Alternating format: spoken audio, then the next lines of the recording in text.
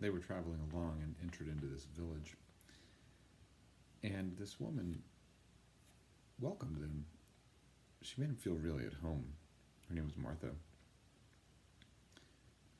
Part of the welcoming was she was in the kitchen doing, all the stuff that's got to happen in the kitchen.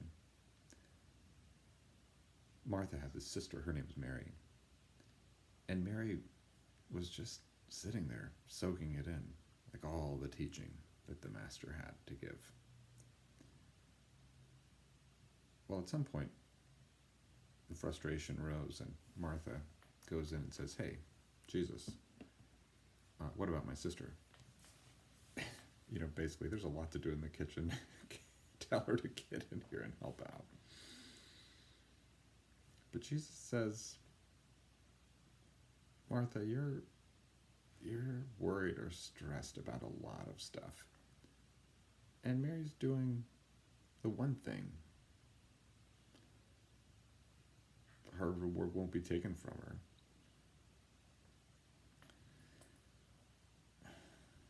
I mean, you know the story, right? You and Martha or you and Mary? The question gets asked. Or better yet, we use it to accuse other people of being a certain way. Relying on or putting into practice these different parts of our personality, or what Martin Smith calls like our inner community.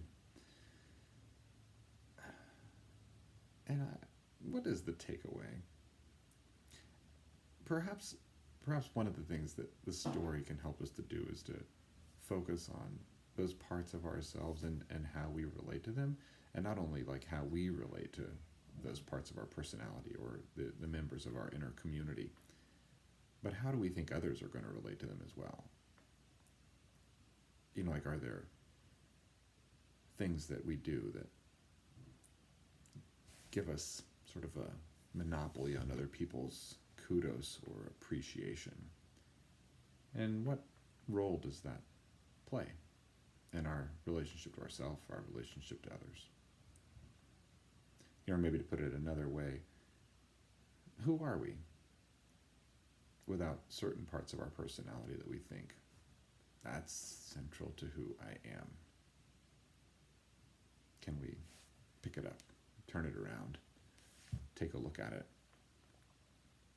and see what's really real about it?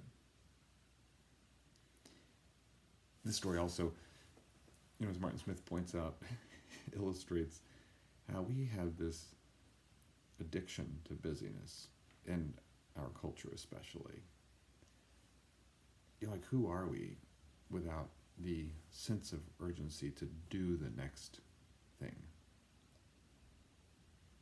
We create lists, we check things off lists. We're so accustomed, many of us, not all, so accustomed to doing things that it's seemingly nearly impossible to get off of the wheel of what needs to be done.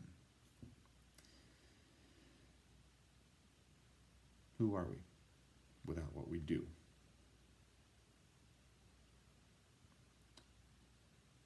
And there's always a little voice saying, I don't know if there's time to delve into this conversation. I don't know if there's time to read this book, take care of myself.